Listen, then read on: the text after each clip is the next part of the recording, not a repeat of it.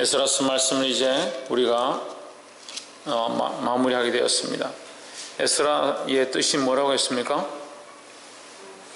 여호와께서 도우신다. 여호와께서 도우신다. 뭐를 하는데? 성전을 재건하는데, 성전을 재건한다는 것은 하나님과의 무너졌던 관계를 다시 회복하는 것이다. 우리가 하나님과의 관계를 회복하고 믿음을 회복하고 하나님 앞에 나아가고자 할 때 하나님께서 그것을 회복해 하시고 도우신다라는 겁니다.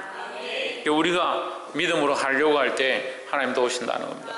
근데 이 10장의 말씀이 끝나는 부분은 어떻게 끝나느냐? 이 하나님의 도우심으로 성전을 재건하게 된 이 일이 시작되었지만 이 10장에서 끝날 때는 아내를 내보내는 사건으로 끝난다. 그럼 아내를 내보내는 사건과 성전 재건에 무슨 관계가 있느냐? 성전 재건은 우리가 보이는 육체적인 실제적인 사건으로 하나님 앞에 이 건물을 지음으로 하나님과 영적인 교제를 회복해 하는 것을 의미하는 것입니다. 하지만 가정은 또한 어떤 것이 됩니까? 가정은 또한 작은 성전이 되는 것이죠. 가정은 작은 성전이고 그 가정에 나와 아내의 관계는 더 작은 그리스도 안에서 작은 교회의 모습이다. 그래서 가정의 모습이 성전이고 내 안에 그리스도와의 관계가 성전이고 크게 나아가서 성전 건물을 지은 그 성전이 하나님과의 관계의 모습이다라는 거죠.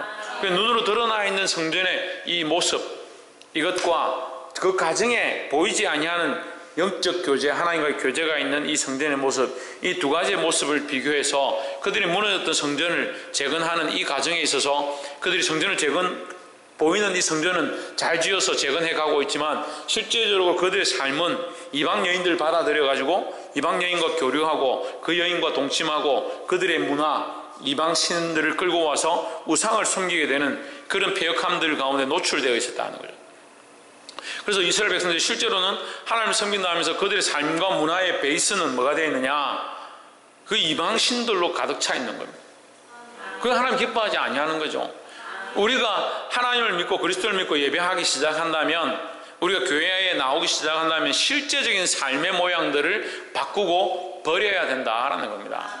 그래서 에스라서 처음 시작은 성전을 재건하는 것으로 시작되었지만 이 마침은 그의 가정들을, 그 사람들의 집집에 한 사람 한 사람의 그 영적인 교제와 부부 간의 관계나 이런 문제로 인해서 하나님과 무너져 있는 부분들을 정리하도록 하시는 일과 연관되어진다라는 거죠. 그래서 이것이 되지 않는데 성전을 재건하면 뭐하냐, 이런 결론이 나는 거죠. 성전을 재건했다면 이 가정의 모양, 너의 삶의 모양도 바꾸어라 라는 거죠. 할렐루야. 옆에 사람 보십시오. 믿음을 실제 삶에 적용합시다. 실제 삶에 적용해서 내 삶에 무너져 있는 신앙의 부분, 내 삶에 무너져 있는 기도의 부분, 내 삶에 무너져 있는 말씀의 부분, 내 삶에 무너져 있는 교제의 부분, 내 삶에 무너져 있는 삶의 시간들의 부분들을 다시 정비하고 세우는 것, 그것이 참 영적 성전 재건이다라는 거예요. 할렐루야. 그것을 하기 시작할 때 어떻게 된다? 하나님께서 도우신다. 할렐루야. 네, 많이 좋아졌네. 그래, 우리가 이것을 하고자 할 때, 우리가 성전을 지으려고 할 때, 재건하려고 할 때 에스라서를 통해서 에스라 뭐 하신다? 하나님께서 도우신다. 너희가 애써라. 그러면 하나님께서 도우실 것이다. 이렇게 연결할 수 있죠. 그럼 뭐 하냐? 내 삶도, 나의 인생에 걸어가는 이 삶의 현장 가운데 실제적인 행위들도 하나님 앞에 성결함으로 애써라. 그러면 누가? 하나님께서 도우실 것이다 라는 거예요. 그것에 대한 말씀을 이제 10장 1절을 한번 봅시다. 에스라가 하나님의 전 앞에 엎드려 울며 기도하여 죄를 자복할 때에 했습니다. 굉장히 중요합니다. 이 굉장히 중요합니다. 누가 오느냐? 에스라가 옵니다. 죄를 자복하고 옵니다. 누구의 죄냐? 그 에스라의 죄냐? 에스라가 자기가 죄를 지어서 하나님 앞에 지금 엎드려서 오느냐? 그렇습니까? 왜 옵니까 에스라가? 뭐가 그리 슬픕니까? 성전을 재건하러 돌아왔는데, 고향에 왔는데 수십 년이 지난 이 시간에 성전에 돌아와서, 성전을 다시 예루살렘으로 돌아와서 이 고향에 돌아와서 꿈에도 그리던 그 땅에 와가지고 지금 성전을 재건하고 지금 바닥 공사가 되었고 이제 그 위에 수축하기 시작하는 모습들을 보고 있는데 에스라가 왜 하나님의 그 성전에 엎드려서 대성통곡하고 있느냐? 왜 울고 있습니까? 예, 이스라엘 백성들이 이방 여인을 취하고 이방의 문화를 받아들이고 우상을 섬기기 시작하는 그 모습 때문에 그가 자복하고 울었다는 거예요. 사실 자복은 스스로 자수하는 거예요. 스스로 자백하는 거예요. 자복하는 거예요. 자기 있는 속에 있는 것들을 스스로 다 내놓는 거예요. 내가 이렇게 산 것을 죄송합니다. 잘못했습니다. 이게 자복이죠. 내가 그 사람을 죽였습니다. 내가 도둑질했습니다. 이걸 얘기하는 거죠. 근데 에스라가 뭘 도둑질했고 무슨 여인들을 취했고 에스라가 그렇게 하지 않았잖아요. 근데 에스라가 여기서 책임감을 가져야 합니다. 내가 말씀으로 똑바로 가르치지 못했고 내가 빨리 와서 이들을 인도하지 못했고 내가 이들 왜 눈물 흘리지 못했고 내가 하나님 앞에 먼저 엎드렸어야 되는데 먼저 바른 길들을 제시했어야 되는데 이 영혼들을 그렇게 하지 못하도록 먼저 조치를 취했었어야 되는데 이것이 저의 죄입니다 라고 하는 거야. 할렐루야. 그러니까 이 에스라의 눈물은요 진정한 회개의 모습이다라는 거예요.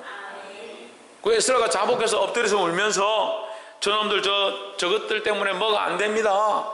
저 인간들 때문에 이 나라가 이 모양 이 꼴인데 지금 포로로 잡혀갔던 거 그 정신 못 차려가지고 돌아와가지고 또 저러고 있습니다. 하나님 속상해 죽겠습니다. 그렇게 하는 게 아니에요. 울입니다. 뭐랍니까? 자복하고 우는 겁니다. 그 문제가 나의 문제고 그의 죄가 나의 죄고 그것을 내 하지 못한 나에게 책임이 있음을 하나님 앞에 통감하고 회개하는 거예요. 그것이 중보자의 모습입니다. 그것이 참 중보자의 회개하는 기도의 모습이다라는 거예요. 우리는 기도할 때에 저 사람의 문제는 저 사람의 문제고 저 죄인의 문제는 저 죄인의 문제고 천만의 말씀. 아이가 나오지 않으면 그 아이의 방황함과 그 아이의 타락함과 그 아이가 죄로 물러가고 있는 그 모습들을 보고 내가 자복하고 안타까워 울어야 된다는 거야. 보게 되기를 주 이름으로 축복합니다. 그래서 진정한 회개의 시작은 뭐냐? 첫 번째 우리가 볼 말씀의 제목은 진정한 회개의 모습이다. 진정한 회개의 모습이 뭐냐? 자기의 죄를 자복하고 회개하는데 다른 영혼을 향해서 중보하고 그 영혼의 죄를 자기가 담당하는 모습으로 중보하고 회개하는 것이 참 회개의 모습이다라는 거예요. 그리고 언제까지 어린아이같이 돼가지고 자기가 이번 주에 잘못 살았는데 내가 이번 주 살면서 또 친구들하고 싸웠는데 하나님 용서해 주십시오. 오늘 내가 찬양 인도하러 서야 되는데 마음이 찔려가지고 내가 시기 질투한 거 그것 때문에 찬양 인도할 때 은혜가 되겠습니까? 주님 나를 성결케 하셔서 이 찬양을 받으시고 언제까지 그렇게 하고 있어요? 그래가지고 찬양하는데 성도들이 찬양을 잘 안 하고 좀 오늘 분위기 안 좋고 좀 추워서 사람들이 입을 다물고 이렇게 하면 속이 상해가지고 이 영혼들 참 답답하다. 언제까지 내가 이들을 참으리요? 지가 하나님이잖아요. 이들을 참기 무슨 이들을 참아요? 이 에스라가 뭐예요? 에스라가 어떻게 합니까? 엎드려서 성전 앞에 엎드려서 하나님의 성전 앞에 하나님 앞에 엎드려서 뭐합니까? 울며 글이 있잖아요. 읽어봐요. 울며 기도하며 자복하며 울며 기도하며 자복하며 할렐루야. 울며 기도하며 자복하며 누가 얘기를 해야 됩니까? 내가 뭐로 서서? 중보자로 서서 내가 해야 될 게 뭐냐? 울며 기도하며 자복하며 누구의 죄를?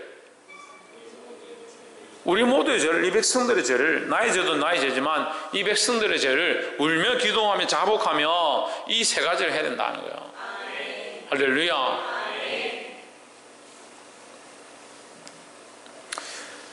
두 번째는 3절에 곧 내 주의 교훈을 쫓으며 우리 하나님의 명령을 들며 준행하는 자의 인원을 쫓아 이 모든 아내와 그 소생을 다 내어보내기로 우리 하나님과 언약을 세우고 율법대로 행할 것이라 했습니다. 이 사람들이 그런데 이스라엘 백성들에게 뭐가 있느냐? 희망이 있다. 희망이 있다. 2절 한번 보세요. 2절에 2절 후반절에 아직도 소망이 있나니 2절 맨 마지막에 이스라엘에게 아직도 소망이 있나니 아직도 기회가 있다. 아직도 때가 늦지는 않았다. 우리가 죄를 지었지만 지금이라도 돌이켜서 그 아내와 자식들을 내어보낸다면, 그 죄의 문제를 해결한다면, 하나님 기뻐하지 않는 것을 끌어낸다면, 3절 다시 보세요. 근데 이 죄의 문제를 해결하는 것이 쉬운 문제가 아니다. 왜 쉬운 문제가 아니냐? 자기 아내와 자식들을 내보내야 되는 거예요. 우리가 실제로 사실 이런 모습이 어려운 거죠. 지금 교회 안에 믿지 않는 남편과 또는 믿지 않는 아내와 또 믿지 않는 자식들이 있다면 그거 이혼해가지고 내보내라. 그럼 누가 그렇게 하겠냐? 그게 쉽지 않은 문제라는 거예요. 근데 이 말씀 가운데 지금 아내들을 내보내고 남편들을 내보내라 이 얘기를 하는 게 아니라 우리의 실제적인 삶 가운데 이 정결하게 하는 운동이 일어나야 된다는 거예요.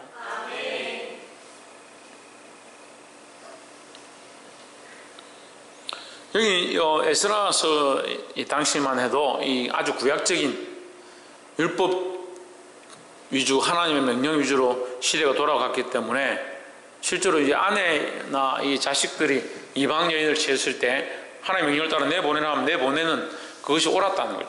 그래서 아브라함이 어떻게 합니까? 아브라함이 사라를 자기 아내로 맞이하고 있었지만 이 아이를 못 낳으니까 하갈을 취하죠. 하갈을 취하는데 하나님께서 이 하갈에 대한 문제를 어떻게 하느냐? 이스마엘이 이삭을 괴롭힘으로 말미암아 결국 어떻게 됐냐면 내어보내게 되는 일들이 벌어지죠. 그 전체적으로 볼 때는 결국 아브라함이 하갈을 취한 것은 이것이 이스라엘뿐만 아니라 전 세계에 걸림이 되는 죄의 모양이다. 죄의 모양. 다시 말하면 가시다니 가시. 아브라함이 복의 근원이었죠. 예, 아브라함처럼 하나님을 믿고 아브라함부터 태어난 씨들은 다 복의 근원이 돼요. 복의 자손들이 되는 거예요. 근데 거기 뭐가 있습니까? 이스마엘의 자손들이 있는 거죠. 이 똑같은 아브라함이지만 아브라함에게서 가시의 자식이 태어나고 똑같은 자식이지만 기쁨의 자식이 태어나는 거예요. 이해가 됩니까? 그래서 기쁨의 자식 이삭이 태어나고 가시가 되는 이스마엘이 태어났다. 그리고 결국 어떻게 됩니까? 지금도 세상을 힘들게 만들고 전 세계를 괴롭히고 심지어는 세계 무역 센터를 갖다가 비행기를 가져가서 쳐박아가지고 그건 상상도 할 수 없는 어디 무슨 SF 영화에서나 나올 수 있는 일을 실제로 해버리는, 여러분 실제로 그런 일이 가능하다고 생각도 못 하잖아요. 비행기 2대를 가지고, 한 대도 아니야, 2대를 가지고 세계 무역센터, 전 세계 무역을 하고 금융권의 센터 중심인 거기를 갖다가 그것도 전투기도 아니고 여객기를 그 사람들 다 태우고 그 안에 아이들이고 어른이고 다 있는데 그거를 뭐 상관없이 가서 그 자폭을 해버려요. 무역센터에 한 5분 있다가 다시 다른 여객기를 또 가지고 와서 2대 다, 그래서 그 무역센터가 무너져 버렸어요.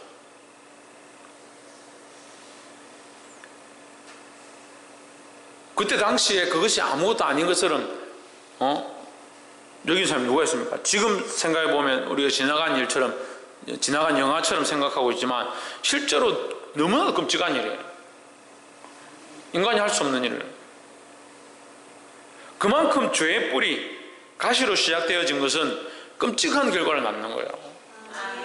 그래서 이 에스라서 10장에서 에스라를 통해서 이스라엘 백성 가운데 아내와 자식들을 내어보내는 것은 그 아내와 자식의 입장에서는 너무한 거 아니냐, 너무 심한 거 아니냐라고 생각할 수 있지만 믿음의 측면에서 볼 때는 이것은 마땅히 있어야 될 일들이다라는 거예요. 오늘날은요, 이것은 오늘날 믿는 자들에게 보여주는 모습입니다. 이것은 우리에게 적용해야 될 부분들이다. 아내와 자식을 정리하는 것에 대해서 얘기하는 것이 아니라 우리가 좀 더 구체적으로 볼 필요가 있는 것은 바벨론으로 끌려갔다가 다시 돌아오는 남은 자들, 그러니까 바벨론으로 끌려갔다가 다시 귀환돼서 고향으로 돌아온 자들은 뭐다? 남은 자들이다. 남은 자들은 뭐예요? 요한계시록에 짐승 앞에 절하지 아니하고 우상 앞에 절하지 아니하고 짐승의 표를 받지 않은 남은 자들, 그래서 성경은요, 남은 자가 중요한 거예요. 남은 자가. 그리고 요한계시록 계속 뭐라 합니까? 끝까지 견디는 자는, 끝까지 남는 자는 구원을 얻으리라. 끝까지 남고 끝까지 견디는 것이 중요하다는 거죠. 근데 어떻게 합니까? 끝까지 잘 못 참죠. 좀 하다 보면 힘드니까 엉뚱한 짓 하고 세상과 타협하고 먹고 살아야 되니까 세상으로 나가버리고. 오늘 이 시대에 우리에게 뭘 말하냐? 믿음으로 세상과 구별되어 끝까지 남는 자를 보여주는 거예요. 아내를 내보내고 자식들 내보내라, 이 말이 아내를 내보내고 자식들 내보내고 남편을 내보내고 자식을 뭐 처리하고 이 얘기를 하는 것이 아니라, 믿음의 결단을 가지고 끝까지 세상과 타협하지 아니하고 믿음으로 남는 자가 되라는 거예요. 볼 수 있기를 주 이름으로 축복합니다. 4절에 있는 당신의 주장할 일이니 일어나소서 우리가 도우리니 힘써 행하소서 했습니다. 힘써 뭘 행합니까? 내보낸 일을 힘써 결단하고 하라는 거죠. 힘써 이것이 옳으니까 우리가 끝까지 남은 자로 인내하여 이것을 끝까지 견뎌내는 것, 이것을 힘써 행해야 된다는 거예요. 믿음이 없으면 어떻게 합니까? 중도에 포기하죠. 믿음이 없으면 어떻게 합니까? 타협해버리죠. 믿음이 없으면 어떻게 합니까? 하나님을 배반해버리는 거예요. 뭐가 되지 못합니까? 남는 자가 되지 못하는 거예요. 14만 4천 명 그렇게 자꾸 얘기합니다. 14만 4천 명에 들어가는 게 중요한 게 아니죠. 14만 4천 명이 뭐가 될지 모르겠지만 14만 4천 명 신천지도 막 14만 4천 명이라 하고 성경에도 14만 4천 명이 중요하다는 14만 4천 명 누가 압니까? 그런데 문제는 14만 4천 명이 들어갔다 합시다. 뭐가 안 되면? 남는 자가 되지 않으면, 끝까지 믿음으로 견디지 못하면 소용이 없는 거예요. 믿음으로 견딜 수 있는 자들이 되기를 주 이름으로 축복합니다.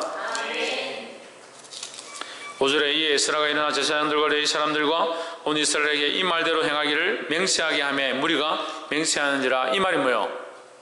그의 아내와 자식들을 내보내겠다는 거죠. 예, 결단하겠다는 거죠. 다시 말하면 뭐 하겠다는 겁니까? 남는 자가 되겠다는 거예요. 남는 자가. 믿음으로 행해서 남는 자가 되겠다는 겁니다. 14절에 이제 온 회중을 위하여 우리 방백대를 세우고 우리 모든 성읍의 이방 여자에게 장가든 자는 다 기한에 본성 장로들과 재판장과 함께 오게 하여 우리 하나님의 이 일로 인하신 진노가 우리에게 떠나게 하소서 하나. 15절 오직 아사엘의 아들 요나단과 디과의 아들 아스야가 일어나 그 일을 반대하고 모술람과 레위 사람 삽버게대가 저희를 돕더라. 16절 사로잡혔던 자의 자손이 그대로 한지라. 뭐 한지라? 그대로 뭐 한지라? 예, 내보낸지라. 할렐루야. 자, 사로잡혔던 자의 자손, 이게 뭡니까? 예, 사로잡혔던 자들의 자손, 이게 뭡니까? 남은 자들의 자손이라는 거예요. 남은 자들의 자손. 우리는 뭐가 되어야 되냐? 남은 자가 되는 거예요. 남은 자는 뭐요? 세상과 타협하지 않은 자. 그 이 사람들은 어떻게 보면 세상과 타협을 했죠. 그런데 그들이 이것을 내어보내고 이것을 끊어내므로 뭐가 됩니까? 다시 남은 자가 되는 거예요. 그대로 한지라 제사장 에스라가 그 종족을 따라 각각 지명된 족장들 몇 사람을 선임하고 10달 초하루에 앉아 그 일을 조사하여 했습니다. 17절 정월 초하루에 이르러 이방인을 취한 자의 일 조사하기를 마치니라 했습니다. 18절 보십시오. 18절 제사장의 무리 중에 이게 뭐요? 오늘 우리말로 하면 뭡니까 이게? 왜? 목사의 무리 중에 이방 여인을 아내로 맞이한 자는 이렇게 하는 거예요. 예수아의 자손 중에 요사닥의 아들과 그의 형제 마사와 엘라 에셀과 야립과 그달랴라 실제적인 이름들을 명명하면서 그 제사장의 목회자의 하나님 앞에 세워진 자의 그 사람들 중에도 이방 여인의 아내로 삼은 자, 이 얘기를 하는 거예요. 믿음은요, 목회자가 다르지 아니하고 평신도가 다르지 아니하고 누구나에게 다 똑같이 하나님 앞에 믿음으로 살아야 될 모습들이 필요하다라는 거죠. 이 에스라 10장 18절부터 44절에 이르기까지 각 족속이 나오고 그 족속에 실제로 이방 여인들을 아내로 취했다, 그 여인들을 내보낸 자들의 이름을 실제로 한 사람 한 사람의 이름, 그의 자손의 누구였더라, 그걸 두리뭉실한 게 아니라 누군가라는 이름 사실 그 자체를 그달랴라, 야립과 그달랴라라고 그의 이름을 실제로 기록하는 이유가 있는 거예요. 그들이 실제로 남은 자가 되었고 실제로 내어보낸 자가 되었다라는 거예요. 이것은 뭘 말합니까? 이것은 뭘 말해요? 남은 자의 명단입니다. 이해가 안 돼요? 이것은 남은 자의 명단입니다. 그럼 뭡니까? 남은 자의 명단이죠. 뭡니까? 생명책에 기록된 자의 이름이다 라는 거죠. 이 사람들은 여기 기록되어서 굉장히 부끄럽고 죄의 모습들을 가지고 있어서 그 죄를 끊어낸 흔적들을 가진 자입니다. 자기 가족 가운데 자기 아내와 자식들이 이방 여인임을 알고 정신을 차리고 그것을 끊어내고 그들을 내어보낸 상처를 가진 자들의 모습입니다. 하지만 그들이 그 생명과 같은 자기 핏줄을 끊어내므로 말미암아 그들은 어디에 남았습니까? 생명책에 남은 자가 된 것입니다. 할렐루야. 믿음으로 이 죄의 문제들을 가감하게 끊어야 되는 겁니다. 피를 흘리고 고통이 있고 그 혈연 관계를 끊어내야 될 그런 아픔들이 있을지라도 믿음의 결단으로 잘라내어야 된다라는 겁니다. 그러니까 피 흘림 없이는 뭐가 없다? 피 흘림 없이는 뭐가 없다? 사함이 없다. 피 흘림이 없으니까 사함이 없다. 피 흘림이 없으니까 문제 해결이 안 되는 겁니다. 이 사람들이 이 피의 죄에 대한 대가를 잘라내었기 때문에 뭐가 있다? 정결케 함이 있다라는 거죠. 말씀을 맺겠습니다. 오늘 에스라 10장 18절부터 44절은 남은 자의 명단이기도 하지만 믿음의 실존이다. 믿음의 실존. 믿음의 실체다는 실체. 믿음으로 실제적으로 그렇게 살아간 자들의 이름을 명명한 것이다 라는 겁니다. 오늘 우리도 이 믿음이 헛되지 아니하고 이 믿음이 동화에 나오는 성경에 나오는 옛날 얘기처럼 되어 있는 것이 아니라 실제 우리의 얘기가 되어서 우리의 이름이 생명책에 기록되기를 사모하고 그렇게 하기 위해서 어떻게 해야 된다? 어떻게 해야 된다? 믿음의 결단을 가지고 잘라내어야 한다는 거예요. 죄의 모습들을 잘라내고 세상과 타협한 것들을 잘라내고 하나님 기뻐하지 않는 모습들을 잘라낼 수 있는, 그래서 남은 자의 자손이 되어지는 저와 여러분 되기를 주의 이름으로 축복합니다. 기도하겠습니다.